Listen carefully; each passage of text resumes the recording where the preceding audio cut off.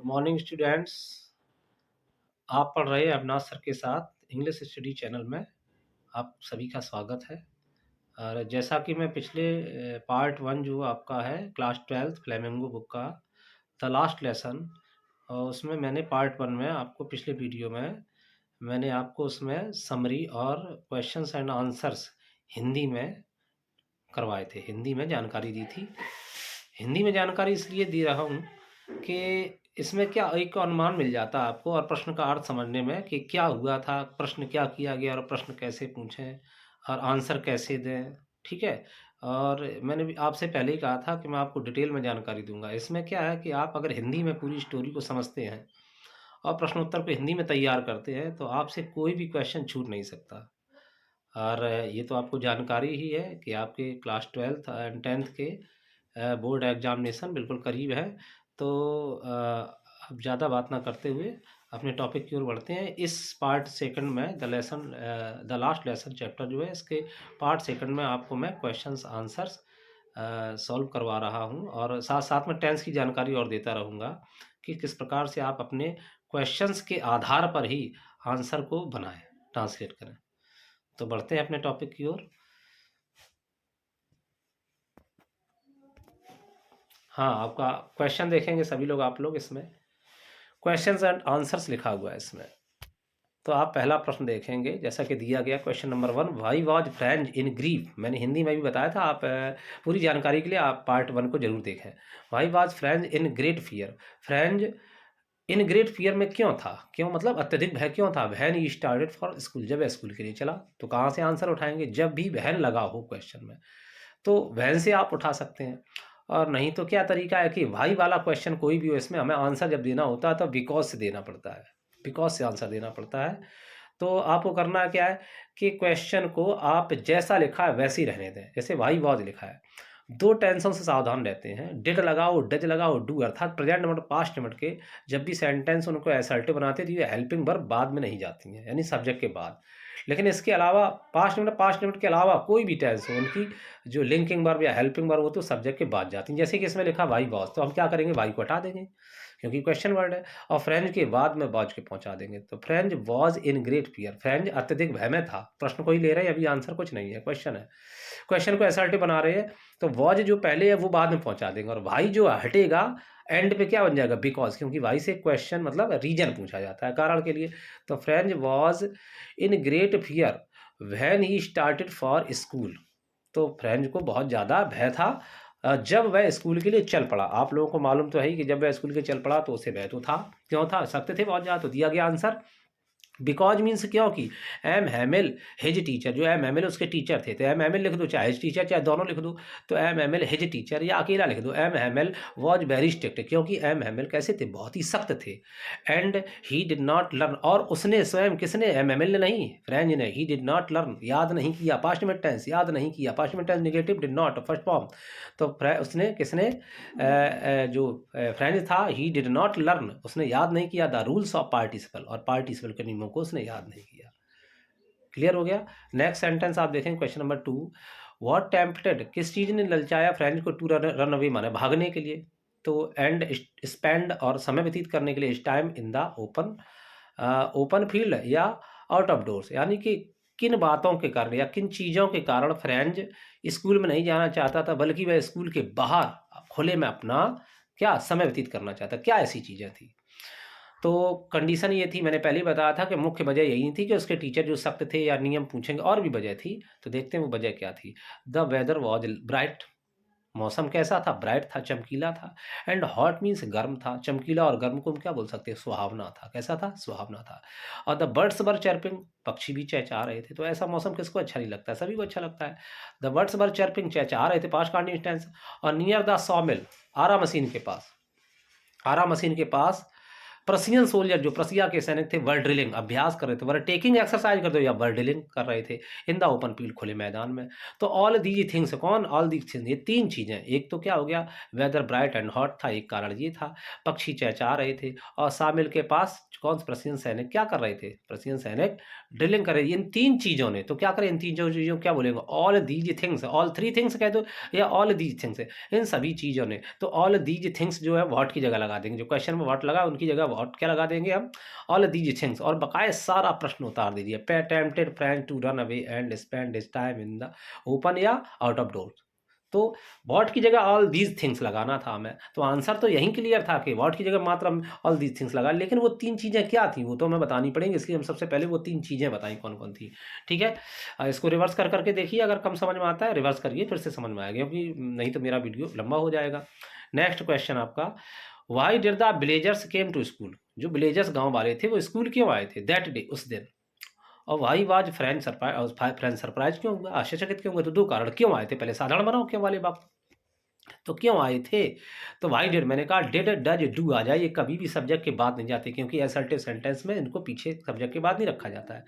तो वाई हटा देंगे, डिड भी हटा देंगे, द ब्लेजर्स, और जब डिड हटेगा, डिड पीछे नहीं आएगा तो कम की सेकंड फॉर्म क्या होगी, केम, पास्ट मिनट की, मैं पास्ट मिनट का जब भी असर्टिव बनाते हैं सेकंड फॉर्म आती है, वो होता तो वेंट कम है तो केम हो जाएगा। ठीक है, इस प्रकार सेकंड फॉर्म आती है, जब भी डिड लगाओ सेकंड फॉर्म लगाओ, वाई डिड जब हटाएं, the villagers came to school, come to school नहीं होगा, केम टू स्कूल, स्कूल आए, और दैट डे, उस दिन, the villagers came to school that day, उस दिन आए, बिकॉज, कारण है वाई लगाया तो बिकॉज से आंसर तो देना पड़ेगा, वजह बताओ क्यों आए थे, दे फेल्ट सॉरी, क्योंकि वे दुखी थे, ब्लेजर्स कौन कैसे थे, ब्लेजर्स दुखी थे, फेल्ट सॉरी वे दुखी थे, तो मैं मालूम किस लिए दुखी थे, क्योंकि वे स्कूल नहीं जा सके थे, they did not go to school, वे स्कूल नहीं गए थे, निगेटिव हो गया, पास्ट में टेंस डिड नॉट लगा दिया, असर्टिव होता तो सेकंड फॉर्म लगाते, तो वे नहीं स्कूल गए थे, they did not go to school. अच्छा, अब आगे क्या लिखा है, दे केम टू, दे वे क्या हुआ, did not go to school, वे स्कूल नहीं गए थे। ठीक है, एक कारण ये था, और वो किस लिए आए थे, पीछे वाले सीट पर क्यों बैठ गए थे आके, और एक वजह थी, वो वजह थी दे केम टू थैंक, वे धन्यवाद देने आए थे एम हैमिल को, वे एम हैमिल को धन्यवाद देने आए थे, तो कारण मिल गया कि क्यों आए थे गांव वाले, तो दिया गया साफ साफ कि villagers came to school that day, उस दिन आए थे क्योंकि उन्हें दुख था कि वे स्कूल नहीं गए थे, और दूसरा कारण क्या था, वे एम एम एल को उनकी 40 साल की सेवा के लिए धन्यवाद देने आए थे, पास्ट में टेंस ये भी है दोनों। अब पूछा गया अगला क्वेश्चन इसी में ऐड है, अगला क्वेश्चन कह रहा है कि फ्रेंच सरप्राइज क्यों हुआ, तो वाई वाज लगा है, तो मैंने कहा वॉज लगाया, वाज जाएगा फ्रेंच के बाद, अगर डिड होता, डज होता, डू होता, बाद नहीं जाता सब्जेक्ट के बाद, तो फ्रेंच सब्जेक्ट, सब्जेक्ट के बाद जाएगा फ्रेंच वॉज सरप्राइज, फ्रेंच आश्चर्यचकित था, because the blazers were sitting, क्योंकि विलेजर्स माने गांव वाले वर सिटिंग बैठे हुए थे, पास्ट कंटिन्यूअस टेंस, कहाँ बैठे थे, ऑन द बैक बेंचेज, कहाँ पर बैठे थे, पीछे वाली सीट। भाई आश्चर्य का मुख्य कारण क्या था, स्टूडेंट बैठे होते क्लास में कोई दिक्कत नहीं, लेकिन पीछे वाली सीटों पर कौन बैठे थे, तो गांव वाले बैठे थे, और those benches were always empty, और वे बेंचें ज़्यादातर खाली रहती थी, सदैव कैसी रहती थी, खाली रहती थी। तो उसे आश्चर्य हुआ कि आज ऐसी क्या वजह है जो लोग बैठे हैं, तो आश्चर्य होने के दो कारण है कि गांव वाले पीछे वाली सीटों पर बैठे हुए थे, और ये बेंचेज सदैव खाली रहती थी।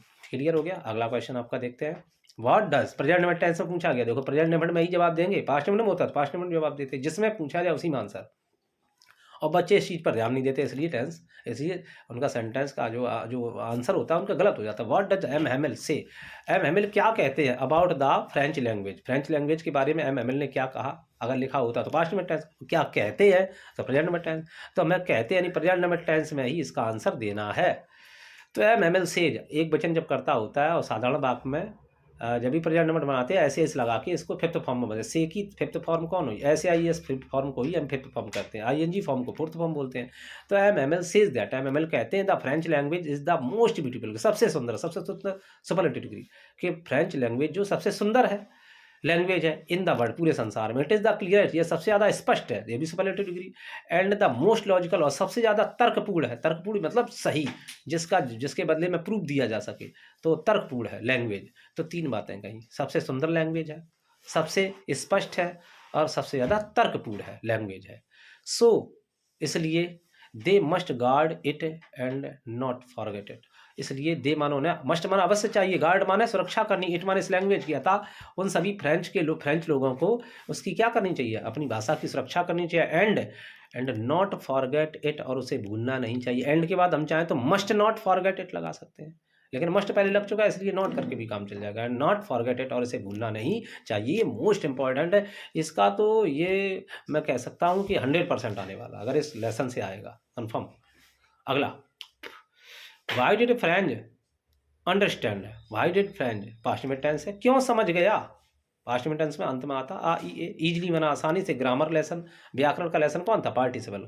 पार्टिसिपल का लेसन जो था, यानी ग्रामर का जो व्याकरण का लेसन था, उस दिन फ्रेंच को अच्छी तरह समझ में क्यों आया, अभी तक नहीं आता था, अभी तक पढ़ाई मन नहीं लगता था, लेकिन आज ऐसा क्या था कि फ्रेंच को अच्छे से समझ में आ गया, ईजली समझ में आ गया, अंडरस्टैंड हो गया। पास्ट में टेंस से डेड हटाएंगे जैसे ही हम, तो अंडरस्टैंड की सेकंड फॉर्म अंडरस्टूड लगेगी, तो वाई डेड हटा देंगे, फ्रेंच अंडरस्टूड। क्वेश्चन को देखेंगे आप लोग, तो French understood easily the grammar lesson that day, ये तो हमने क्वेश्चन सही उतारा। आंसर क्या, बिकॉज से स्टार्ट करेंगे, सबको मालूम, भाई से पूछा गया बिकॉज से स्टार्ट। बिकॉज मीन्स क्योंकि, ही लिसनड इट, क्योंकि उसने ऐसे सुना, लिसन माना ध्यान से सुना, पास्ट में टेंस है, क्योंकि उसने ऐसे सुना इस लेसन को वेरी केयरफुली, बहुत सावधानी से। एक कारण कि फ्रेंच ने इसे मन से सुना, जब भी मन से कोई चीज़ सुनी जाती है वो तैयार होती है, जैसे मैं अभी पढ़ा रहा हूँ, अगर आप मन से पढ़ रहे होंगे गारंटी से समझ में आ रहा होगा। एंड द टीचर एक्सप्लेन्ड, और टीचर ने समझाया एवरीथिंग, हर चीज़ को वेरी वेल, बहुत अच्छे से। तो दो कारण थे कि फ्रेंच को लेसन समझ में आ गया था, ग्रामर लेसन। एक तो उसने मन से पढ़ा, मन से सुना, और दूसरी बात अध्यापक ने हर चीज़ को अच्छे से समझाया। ये दोनों बातें थी, इसलिए फ्रेंच को अच्छे से समझ में आ रहा था सब कुछ। Next question, why was French sorry, French को क्यों अफसोस हुआ या दुख हुआ। फॉर नॉट लर्निंग, कि उसने याद नहीं किया है जो फ्रेंच लेसन, फ्रेंच का लेसन जो पार्टिसिपल का जो लेसन दिया था वो याद नहीं की। फ्रेंच को क्यों क्यों दुखी हो गया, इस बात से कि उसने फ्रेंच लेसन को याद नहीं किया। तो इसको भी साधारण बना, वाज लगा, वाज जो है सब्जेक्ट के बाद रख देंगे, भाई हटा दो। तो French was sorry for not learning his French lesson. तो अपने फ्रेंच लेसन को याद ना करने के लिए फ्रेंच को दुख था, बिकॉज, क्या लगा देंगे, बिकॉज लगा दिए, बिकॉज लगाएंगे। क्यों दुख था, because he wasted his time, क्योंकि उसने अपना सारा समय बर्बाद किया था। इन सर्चिंग, इसमें थोड़ा भद्दा दिख रहा है, जूम करके देख लेना। इन सर्चिंग, क्या सर्चिंग करने में, इन सर्चिंग लगाओ या इन सीकिंग लगाओ, दोनों वर्ड लगे, स्लैश का चिन्ह लगा, या तो इन सर्चिंग लगाओ या इन सीकिंग, यानी ढूंढने में, दोनों का अर्थ क्या है, उसने अपना समय नष्ट किया था। इन सर्चिंग यानी ढूंढने में, और इन सीकिंग माने भी ढूंढने में। क्या ढूंढने में, बर्ड्स एग्स माने पक्षियों के अंडे, पक्षियों के अंडे सर्च करने में उसने समय बर्बाद किया था। और किस में बर्बाद किया था, और गोइंग स्लाइडिंग माने फिसलने में किया था। गोइंग स्लाइडिंग माने फिसलने में। ऑन द सार नाम की एक जगह थी, वहाँ क्षेत्र था, वहाँ पर ढलान वाली चीज़ें थी, वहाँ पर बच्चे जाके अपने क्या बैक अपने क्या करते हैं, फिसलते हैं। बच्चों को देखना, आपने स्लाइडिंग करते हैं तो बच्चे फिसलते हैं। तो उसने अपना सारा समय पक्षी के अंडे ढूंढने में और सार नामक जगह वहाँ पर फिसलने में अपना समय व्यतीत किया। वो अब महसूस कर रहा कि काश हम ये समय बर्बाद ना करते और अच्छे से पढ़ाई करते। आज भी बच्चे कोई स्लाइडिंग कर, ये तो स्लाइडिंग कर रहा है, पक्षी के एग ढूंढ रहा है, लेकिन आजकल तो मोबाइल में लगे रहते हैं। तो ये सारा क्या है, समय बर्बाद करना, उनको पता ही नहीं है टाइम कितना है, वैल्यूबल है। आगे बढ़ते हैं, क्वेश्चन नंबर अगला आपका है 7। What did French think, French ने क्या सोचा about the German rulers, Germany के जो शासक थे, प्रसिया के जो शासक थे, जिन्होंने युद्ध करके फ्रांस के 2 नगरों पर, क्षेत्रों पर अधिकार कर लिया था। तो what did French think, French ने क्या सोचा जर्मन शासकों के बारे में। हु इम्पोज, जिन्होंने थोप दिया था, देयर लैंग्वेज, अपनी भाषा, जर्मन भाषा को, ऑन द फ्रेंच पीपल, माने फ्रांस के लोगों पर। तो ये तो आपको मालूम ही कि प्रसिया जो थे, प्रसियन थे या जर्मन थे, उन लोगों ने अपनी भाषा जबरदस्ती फ्रांस के लोगों पर थोपी थी, क्योंकि उन्होंने फ्रांस के क्षेत्र पर अधिकार कर लिया था। तो उनके बारे में फ्रेंच क्या सोच रहा है, फ्रेंच देखो क्या सोचता है। फ्रेंच थॉट दैट, फ्रेंच ने सोचा कि, क्या सोचा, फ्रेंच ने सोचा, और डायरेक्ट में बना, इनडायरेक्ट में होता तो दैट करके बनाते, इसलिए दैट को क्रॉस कर दिया है, तो डायरेक्ट में इसको बना दिया, डायरेक्ट स्पीच में, इनवर्ट कॉमा में पहला अक्षर कैपिटल होता है। फ्रेंच ने थॉट माने सोचा, अगर चाहे तो हम इसमें जोड़ सकते हैं हिमसेल्फ, फ्रेंच ने स्वयं में सोचा, थॉट के बाद हम चाहें तो हिमसेल्फ लगा दें, स्वयं में सोचा कि विल द जर्मन रूलर, के जर्मनी के जो शासक है, मेक द पिजन्स, कबूतरों को भी, सिंग माना, कबूतरों को भी क्या, सिंग माना गीत गवाएंगे इन जर्मन लैंग्वेज में। तो वो इस तरह मजाक उड़ा रहा है कि हम पे तो जबरदस्ती अपनी भाषा थोप दी, क्या इन प्राकृतिक चीज़ें जैसे कबूतर, इनको भी अगर जर्मनी भाषा में गुटरगुन करना सिखा दो तो हम मान लें। तो इस जगह वो क्या हंसी उड़ा रहा किनकी, जर्मन शासकों की। तो दोज पिजन्स, और वे कबूतर बैठे कहाँ थे, सिटिंग ऑन द रूफ, वहाँ पर बैठे छत पर। तो कहने का मतलब जब फ्रेंच ने छत पर बैठे कबूतरों को देखा तो दिमाग लगाया, हमसे तो ये फ्रेंच जर्मन भाषा सिखा दे रहे जबरदस्ती, इन कबूतरों को भी गुटरगुन करना सिखाएं तो जाने, तो अर्थात उसने मजाक उड़ाया। ये ध्यान रखना आपको। तो इसमें क्या दिया जा रहा है कि क्या सोच रहा है जर्मन शासकों के बारे में, तो यही सोच रहा था कि कबूतरों को गाना गाना सिखा दे, जर्मन भाषा हम तो मान लेंगे। चलो आगे बढ़ते हैं, देखते हैं। Why did French praise the courage of MML. तो फ्रेंच ने, भाई मैंने क्यों, प्रेज मैंने प्रशंसा की, करेज मैंने साहस किया एमएमएल के साहस की प्रशंसा क्यों की। ये सारे प्रश्नोत्तर हिंदी में मैंने आपके पिछले वीडियो में पार्ट 1 में करवाए हैं, इसलिए मैं निवेदन करता हूं कि आप लोग उसको पहले देखें, तो ये बहुत अच्छे से समझ में आएगा, गारंटी से बोल रहा हूँ। कोई भी क्वेश्चन आपका लेसन फर्स्ट से निकल नहीं सकता है। हिंदी इंग्लिश दोनों में तैयार करवा रहा हूँ, कितना भी कमज़ोर बच्चा हो दोनों भाषाओं में करवा रहा हूँ, इसलिए कोई प्रॉब्लम नहीं होने वाली है, बस मेरे साथ लगे रहिए आप। तो दिया गया आंसर में, French praised the courage of MML. तो फ्रेंच ने प्रेज मन प्रसन्न था, वाई डिड लगा तो वाई डिड हटा देंगे। मैंने कहा था डिड को हम सब्जेक्ट के बाद नहीं रख सकते, पास्ट में टेंस डज डू डिड ये वर्ड याद रखो, इनको सब्जेक्ट के बाद नहीं रखते असर्टिव में। तो वाई हटा दिया, डिड हटा दी। फ्रेंच के बाद प्रेज की सेकंड फॉर्म लगानी हो, क्योंकि डिड जब नहीं आता तो सेकंड फॉर्म आती है। तो फ्रेंच ने praised the courage of MML, ये हमने प्रश्न से लिया, प्रश्न से उतार लिया है। French praised the courage of MML मतलब फ्रेंच ने एमएमएल की प्रशंसा की, because he and his daughter, क्योंकि कौन, एमएमएल और उनकी पुत्री वर लीविंग जा रहे थे, कहाँ जा रहे थे, द स्कूल मन स्कूल से जा रहे थे। क्यों जा रहे थे, क्योंकि अगले दिन कौन आने वाला था, जर्मनी प्रोफेसर, जर्मनी लेक्चरर आने वाला था पढ़ाने के लिए जर्मन भाषा। तो भैया ने तो जाना पड़ेगा, क्योंकि जो एमएमएल थे और उनकी पुत्री थी वर लीविंग द स्कूल से छोड़कर जा रहे थे। और किस स्कूल से जा रहे थे, वेयर माने जहाँ, ये फुल स्टॉप नहीं है, वेयर यहाँ पर रिलेटिव प्रोनाउन की तरह यूज किया गया है, रिलेटिव एडवर्ब की तरह। वेयर जहाँ पर ही passed 40 years of his life, जहाँ पर एमएमएल ने अपने 40 साल बिताए थे। पास्ट में टेंस, पास्ट माने बिताए थे, स्पेंड की सेकंड फॉर्म स्पेंट लगा दो, पास ना लगाओ, जहाँ पर गुजारे थे, ठीक है, 40 साल लगाए थे। और फिर भी, यट माने फिर भी, इतने दुखी होने के बावजूद भी, अर्थात यट माने फिर भी, एमएमएल टॉट दैम, एमएमएल ने जितने भी क्लास में बैठे थे, चाहे बूढ़े लोग बैठे चाहे जवान, उनको विद पेशेंस माने धैर्य के साथ टॉट माने पढ़ाया था, वेरी वेल माने बहुत अच्छा। तो मतलब इतने दुखी होने के बावजूद भी एमएमएल ने जितने भी क्लास में बैठे थे उनको सबको बड़े धैर्यपूर्वक पढ़ाया। तो बड़े तारीफ की बात तो है, साहस की बात तो है कि एक आदमी दुखी और वो भी मन से पढ़ा रहा है, ठीक है। तो इसलिए फ्रेंच ने एमएमएल के साहस की प्रशंसा की।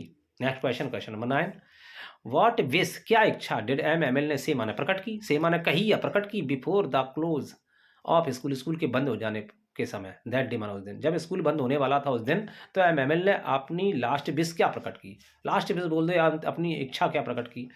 तो यहाँ पर लिखा है कि क्या प्रकट की, क्या इच्छा बताई। तो पास्ट में टेंस की बात है, पास्ट में यही आंसर देंगे। तो यही क्वेश्चन से उठाएंगे बिफोर, देखो प्रश्न कहीं बिफोर लिखा है, before the close of school that day, उस दिन स्कूल बंद होने के समय, स्कूल बंद होने से पहले के समय, क्या उससे पहले, बंद होने ही वाला था उससे पहले, क्वेश्चन से ले लिया। क्या हुआ, एमएमएल विस्ड, एमएमएल ने इच्छा की, एमएमएल व्हाट विश लिखा है तो एमएमएल विस्ड, विस्ड माने इच्छा की, डैश लगा है, क्या इच्छा किया, वर्ड को हम लिख दो या डैश लगा के लिख दो। He turn to the black board, वह ब्लैक बोर्ड की तरफ, टर्न माने मुड़े, पास्ट में टेंस, टर्न की सेकंड फॉर्म, टर्न माने मुड़े, द ब्लैक बोर्ड की तरफ, कॉमा टुक, टेक माने लेना होता है, टेक की टिकट, टुक क्यों लगे, पास्ट में टेंस है, सेकंड फॉर्म लगेगा, टुक अ पीस ऑफ चॉक, चौक का टुकड़ा लिया, एंड रोट माने लिखा, राइट माने लिखना, सेकंड फॉर्म क्यों, क्योंकि पास्ट में टेंस में सेकंड फॉर्म आता है, and wrote in large letters, और बड़े बड़े अक्षरों में लिखा, क्या लिखा, विवे ला फ्रांस, क्या लिखा, विवे ला फ्रांस, ये फ्रांस की भाषा है, फ्रांस जिंदाबाद। अगर हम लोग लिखें तो कैसे लिखेंगे ब्रिटिश लैंग्वेज में, लॉन्ग लिव फ्रांस, क्या लिखेंगे, फ्रांस जिंदाबाद। लेकिन जो फ्रांस के लोग हैं, फ्रेंच भाषा में कैसे लेंगे, विवे ला फ्रांस, इन वर्डों को रखना पड़ेगा, इन वर्डों के अंदर लिखना पड़ेगा। तो आपने देखा कि मैंने सभी प्रश्न उत्तर पहले हिंदी में बताए, फिर इंग्लिश में, और पूरी अगर अच्छी जानकारी लेनी तो पार्ट 1 आपको देखना बहुत ही ज़रूरी है। मैं आपको लेसन वाइज इसी प्रकार से सारे क्वेश्चंस एंड आंसर सॉल्व कराऊंगा, और मैं मानता हूं कि अगर इस प्रकार आप पढ़ लेंगे तो गारंटी आपका कोई प्रश्न आपसे छूट नहीं सकता। और इम्पॉर्टेंट की बात मैं बार बार कह रहा हूँ, मत सोचना कि कौन इम्पॉर्टेंट ज़्यादा कौन कम है, ये तो पता है वो बच्चे सोचते हैं जो सिर्फ पासिंग मार्क चाहिए, जिनको क्या आप पासिंग मार्क चाहिए। तो कोशिश करें कि अगर 83% अगर आपकी इंटरमीडिएट बन जाए तो सरकार के द्वारा जो सुविधाएं मिलती हैं वो भी आपको मिलेंगी। सुविधाएं तो आप जानते ही होंगे, हैं, इंस्पायर जो मिलता है तो 1,20,000 वाला, तो ये आप पा सकते हैं, और आसानी से माँ बाप पर बिना बोझ बने हुए आप अपनी शिक्षा को बराबर कंटिन्यू कर सकते हैं। तो ये आपका उत्तरदायित्व है। पहले हमारे ज़माने में तो इतनी इंस्पायर भी नहीं मिलती थी, तो आपके समय में आप आसानी से, जो पढ़ने वाले लोग हैं वो अच्छे से इनको पा सकते हैं, इंस्पायर योजनाओं को जो केंद्र सरकार चलाती है, राज्य सरकार की भी योजनाएं हैं। तो मैं आशा करता हूँ कि आप लोग अच्छे से मेहनत करें और माँ बाप की इस विश को ज़रूर पूरा करें।